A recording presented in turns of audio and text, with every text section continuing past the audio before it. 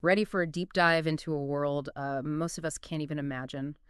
We're talking about urban life in Ethiopia, specifically the struggles and also some bright spots around water and sanitation, that stuff we take for granted every day. Right.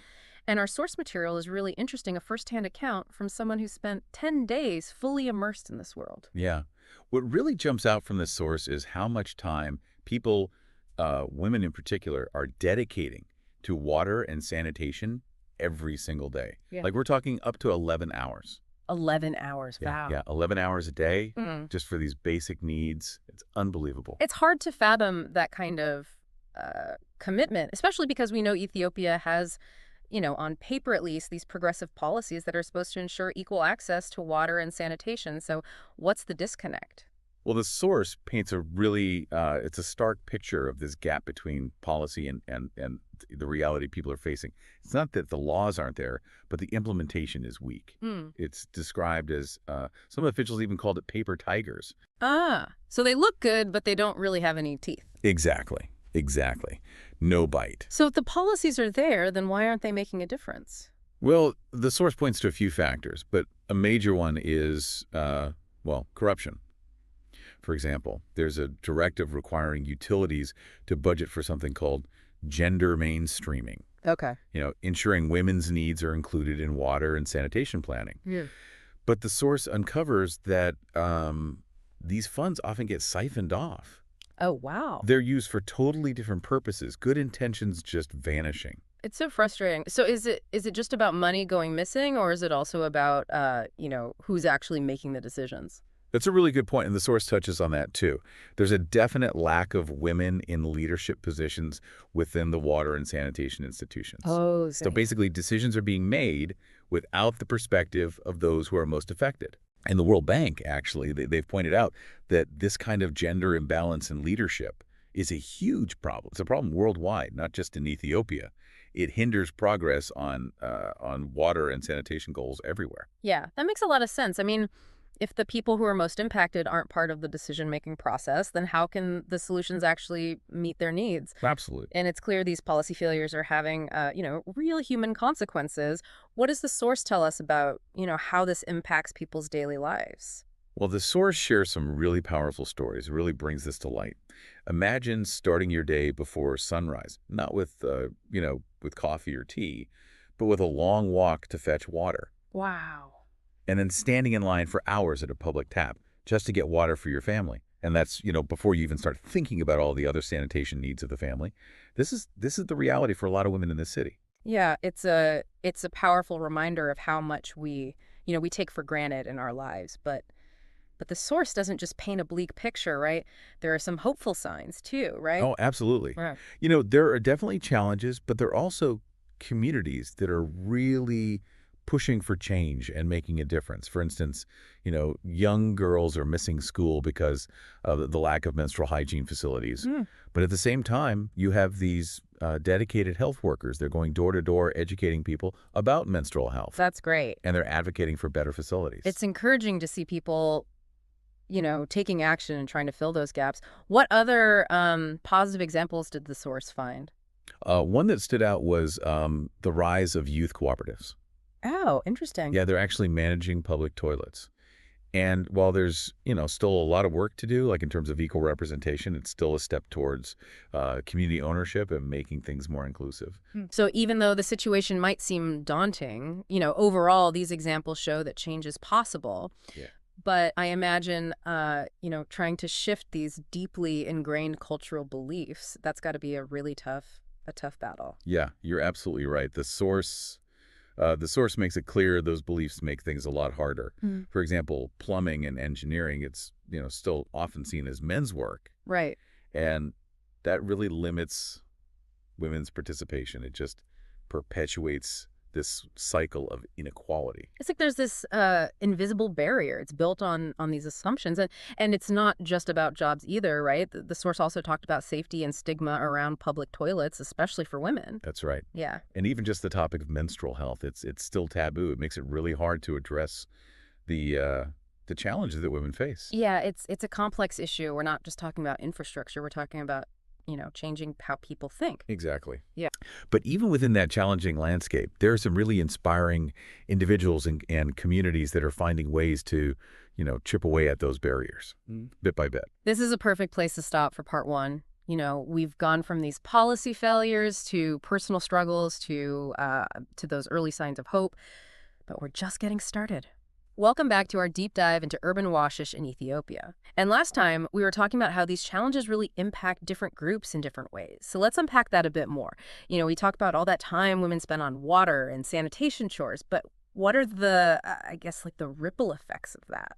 Yeah, it creates this vicious cycle, really, Okay. because they're stuck. This time, poverty, it's called. It traps women. Right. It prevents them from getting an education, Yeah. or earning an income. Yeah. And then that, of course, keeps them in poverty. It's a cycle.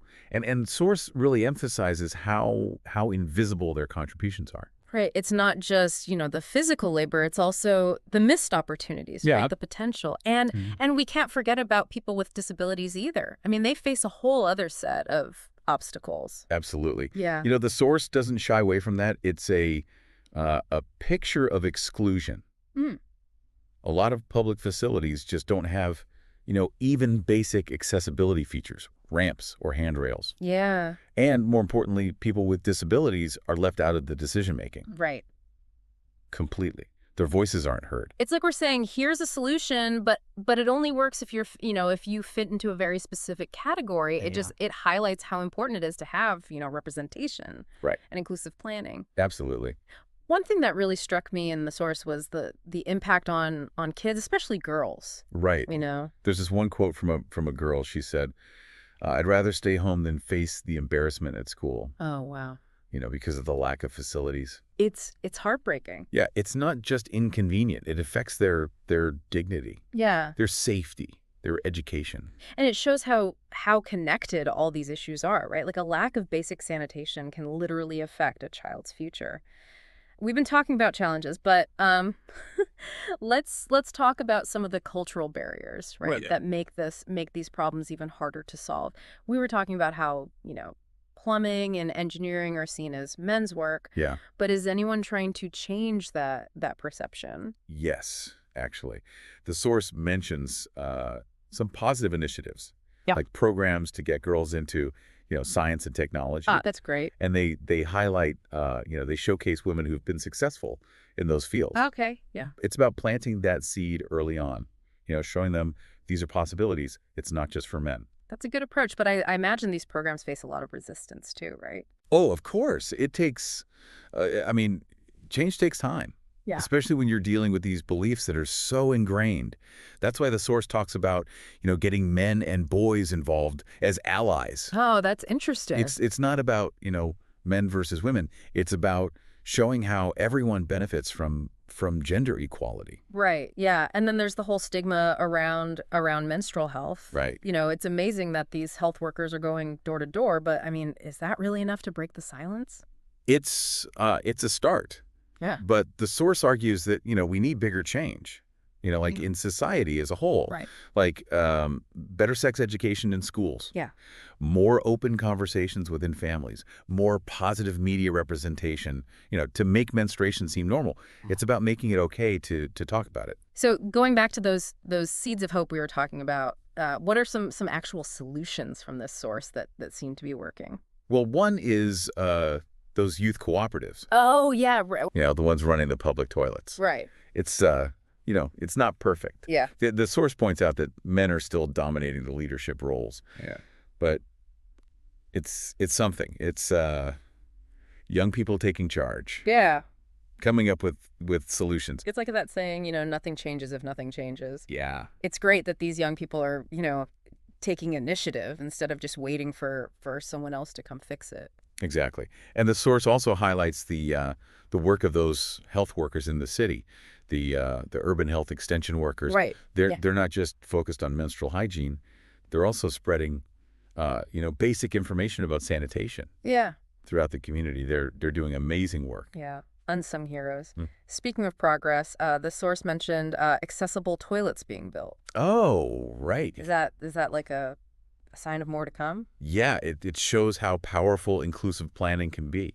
These facilities weren't just uh, built. They were designed with input from people with disabilities, Oh, okay. which shows, when you include the people who are going to use it, you get better results, more equitable results. So it is possible to change things, but it requires a different way of thinking, right? It can't Yeah. be just these one-size-fits-all solutions.